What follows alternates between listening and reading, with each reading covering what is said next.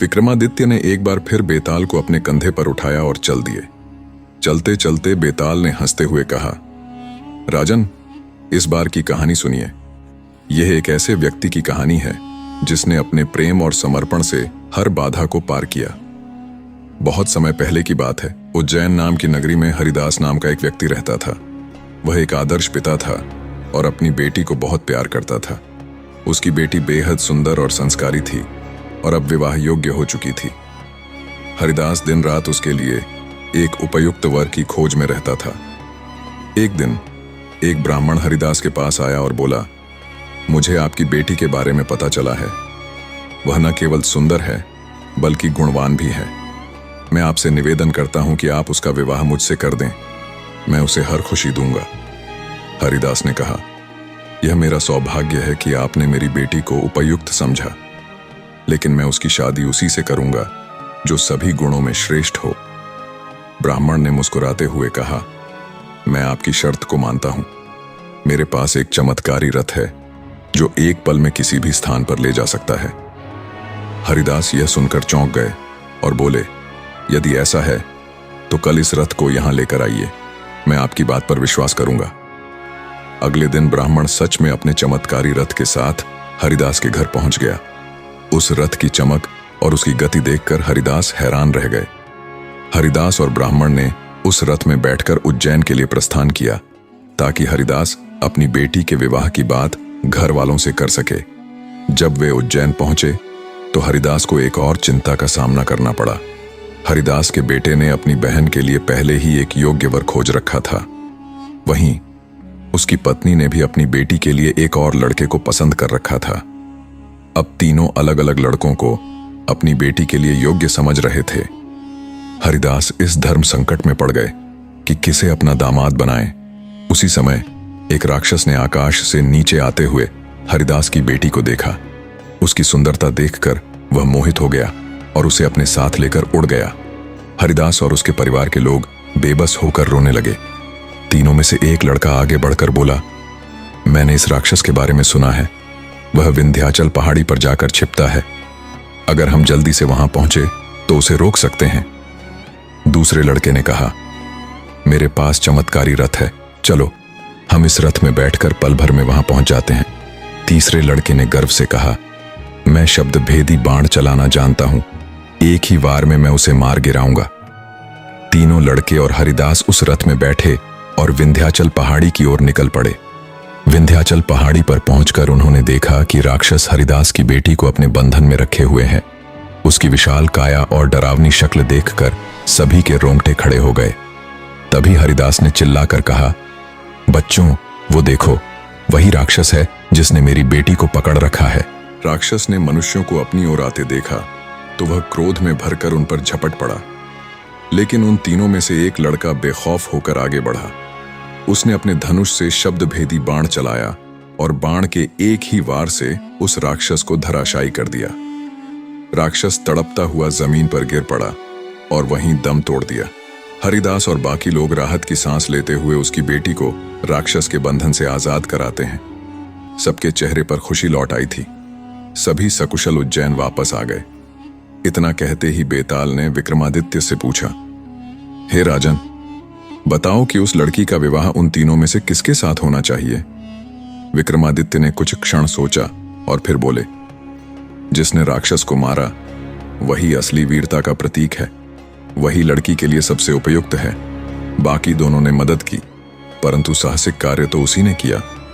जैसे ही विक्रमादित्य ने यह कहा, बेताल ने ठाका लगाया और एक झटके में फिर से पेड़ पर जाकर लटक गया। विक्रमादित्य ने मुस्कुराते हुए फिर से बेताल को कंधे पर उठाया और अगली कहानी सुनने के लिए आगे बढ़ गए। बेताल ने कहना शुरू किया, राजन, बहुत समय पहले की बात है। एक राजकुमार अपने मित्र के साथ दूसरे राज्यों का भ्रमण करने निकला। यात्रा करते करते वे शिवपुरी नामक नगर पहुंचे, जहां एक देवी का मंदिर था। दोनों ने मंदिर में प्रवेश किया और देवी को प्रणाम किया। उसी समय राजकुमार की नजर एक सुंदर राजकुमारी पर पड़ी जो वहां पूजा कर रही थी। उसे देखते ही राजकुमार का मन विचलित हो गया और उसने तुरंत मंदिर में देवी से प्रार्थना की, हे देवी, यदि यह राजकुमारी मेरी पत्नी बने तो मैं अपना शीश आपके चरणों में अर्पित कर दूंगा। मंदिर से लौटने के बाद राजकुमार हर समय राजकुमारी के ख्यालों में खोया रहने लगा। उसकी यह दशा देख उसके मित्र ने राजा से सब कुछ कह सुनाया। राजकुमार के पिता ने अपने बेटे के प्रेम को समझकर राजकुमारी के पिता के पास विवाह का प्रस्ताव भेजा। राजकुमारी के पिता ने इसे स्वीकार कर लिया और दोनों का विवाह धूमधाम से संपन्न हुआ। विवाह के कुछ समय बाद राजकुमार के ससुराल में एक उत्सव का आयोजन हुआ और राजकुमार को भी वहां आमंत्रित किया गया। राजकुमार अपनी पत्नी और मित्र के साथ उत्सव में शामिल होने के लिए निकला। रास्ते में फिर से वह देवी का मंदिर आया। मंदिर को देखते ही राजकुमार को अपना वचन याद आया और उसने अपनी पत्नी और मित्र से कहा, तुम दोनों थोड़ी देर बाहर रुको, मैं देवी को प्रणाम कर अभी आता हूं। मंदिर में प्रवेश करते ही राजकुमार ने देवी के समक्ष अपने प्रण की याद करते हुए तलवार निकाली और अपने वचन के अनुसार अपने शीश को देवी के चरणों में अर्पित कर दिया। काफी देर तक जब वह बाहर नहीं आया तो उसके मित्र को चिंता होने लगी। वह मंदिर के अंदर गया और राजकुमार का शीश धरती पर पड़ा देख उसकी आत्मा कांप उठी। उसे लगा कि यदि लोग इसे देखेंगे तो सब यही कहेंगे कि उसने राजकुमार की हत्या की है ताकि उसकी पत्नी को अपना बना सके। इस अपमान से बचने के लिए उसने भी देवी के चरणों में आत्मबलि दे दी। अब राजकुमारी बाहर अकेली प्रतीक्षा कर रही थी। काफी समय बीत जाने के बाद भी दोनों नहीं लौटे तो वह भी मंदिर में प्रवेश कर गई। वहां अपने पति और उसके मित्र को मृत देखकर उसका हृदय टूट गया। उसे लगा कि यदि किसी ने उसे इस स्थिति में देख लिया तो सब उसे दोष देंगे कि उसकी वजह से दोनों ने अपने प्राण त्याग दिए। अपमान और दुख से व्याकुल होकर उसने भी तलवार उठाई ही थी कि उसी समय देवी मां प्रकट हो गईं और उसका हाथ रोककर कहा, पुत्री, मैं तुम पर प्रसन्न हूं, जो चाहो मुझसे वरदान मांग सकती हो। राजकुमारी ने निवेदन किया, हे मां, मेरे पति और उनके मित्र को जीवन दान दे दीजिए।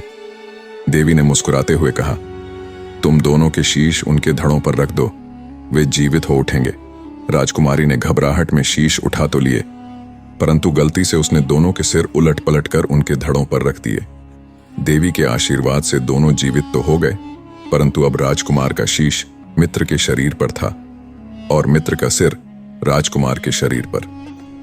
अब दोनों के बीच विवाद शुरू हो गया कि राजकुमारी किसकी पत्नी मानी जाएगी। एक कहता कि वह उसका पति है क्योंकि शरीर उसका है, जबकि दूसरा कहता कि सिर का महत्व अधिक है, इसलिए राजकुमारी उसी की पत्नी है। इतना कहकर बेताल ने विक्रमादित्य से पूछा, हे राजन, बताओ कि वह राजकुमारी किसकी पत्नी मानी जाएगी। विक्रमादित्य ने गंभीरता से उत्तर दिया, जिस व्यक्ति के शरीर पर उसका मूल सिर है वही राजकुमारी का पति होना चाहिए। सिर ही शरीर का सबसे मुख्य अंग है और सभी विचार व पहचान का स्रोत भी। जैसे ही विक्रमादित्य ने सही उत्तर दिया, बेताल ठहाका लगाकर पेड़ पर जाकर लटक गया। विक्रमादित्य ने फिर से बेताल को कंधे पर उठाया और चल पड़े। रास्ते में बेताल ने कहानी शुरू की, राजन, यह कहानी कालांतर में चित्रकूट नगरी के एक राजा की है। एक दिन वह राजा शिकार खेलने जंगल में गया, परंतु घूमते घूमते रास्ता भटक गया और थक कर एक पेड़ की छांव में बैठ गया। विश्राम करते समय उसकी नजर एक आर्षी कन्या पर पड़ी। उसे देखकर राजा का मन मोहित हो गया। उसी समय वहां आर्षी आ पहुंचे और राजा से आने का कारण पूछा। राजा ने उन्हें पूरी बात बताई। आर्षी ने राजा से कहा, हे राजन, जीवों को मारकर पाप क्यों करते हो? आर्षी की बात सुनकर राजा ने वचन दिया कि अब से वह कभी भी शिकार नहीं करेगा। राजा का यह त्याग देखकर आर्षी बहुत प्रसन्न हुए और बोले, राजन, मैं तुमसे प्रसन्न हूं, जो चाहो मांग सकते हो। राजा ने विनम्रता से आर्षी कन्या का हाथ मांगा। आर्षी ने खुशी खुशी दोनों का विवाह कर दिया। विवाह के बाद राजा अपनी नई रानी को लेकर अपने राज्य की ओर लौटने लगा। तभी मार्ग में एक विशालकाय दैत्य उनके सामने प्रकट हुआ और रानी को मारने की धमकी देने लगा। दैत्य ने कहा, यदि तुम अपनी रानी को बचाना चाहते हो तो 7 दिनों के भीतर एक ऐसे बालक की बलि का प्रबंध करो जो अपनी मर्जी से बलिदान दे और बलिदान के समय उसके माता पिता उसके हाथ पैर पकड़े हों। अपनी पत्नी को खोने के डर से राजा ने दैत्य की बात मान ली और अपने राज्य लौट आया। राजा ने अपने दीवान को यह सब बताया। दीवान ने उपाय सोचते हुए एक योजना बनाई। उसने 7 साल के बालक की एक सोने की मूर्ति बनवाई और उसे कीमती गहने पहनाकर गांव-गांव में यह घोषणा करवाई कि जो भी बच्चा अपनी इच्छा से बलिदान देगा, उसके माता पिता को यह मूर्ति और 100 गांव दिए जाएंगे। इस घोषणा को सुनकर एक गरीब बालक ने बलिदान के लिए सहमति दे दी। उसने अपने माता पिता से कहा, आपको बहुत से पुत्र मिल जाएंगे, परंतु मेरे शरीर से राजा की भलाई होगी और आपकी गरीबी भी मिट जाएगी। माता पिता ने पहले मना किया, परंतु बालक के हठ के आगे झुक गए और उसे लेकर राजा के पास आ गए। राजा बालक और उसके माता पिता को लेकर उस दैत्य के पास जंगल में पहुंचा। वहां बालक के माता पिता ने अपने बेटे के हाथ पैर पकड़े और राजा ने तलवार उठाई। जैसे ही राजा बलिदान करने को तैयार हुआ, बालक जोर से हंस पड़ा। इतना कहकर बेताल ने विक्रमादित्य से पूछा, हे राजन, बताओ कि वह बालक क्यों हंसा? विक्रमादित्य ने गंभीरता से उत्तर दिया, क्योंकि संकट के समय हर व्यक्ति सबसे पहले अपने माता पिता को पुकारता है। यदि माता पिता मदद न कर सकें तो राजा की ओर देखता है। अगर राजा भी न हो तो भगवान को याद करता है। परंतु यहां तो स्थिति यह थी कि माता पिता बालक के हाथ पैर पकड़े हुए थे, राजा तलवार लिए खड़ा था और सामने राक्षस भक्षक बना खड़ा था। यह बालक निस्वार्थ भाव से अपने प्राणों का बलिदान कर रहा था। इसी अचरज और हर्ष में वह हंस पड़ा। विक्रमादित्य का यह उत्तर सुनते ही बेताल हंसते हुए अंतर्ध्यान हो गया और फिर से पेड़ पर जाकर लटक गया।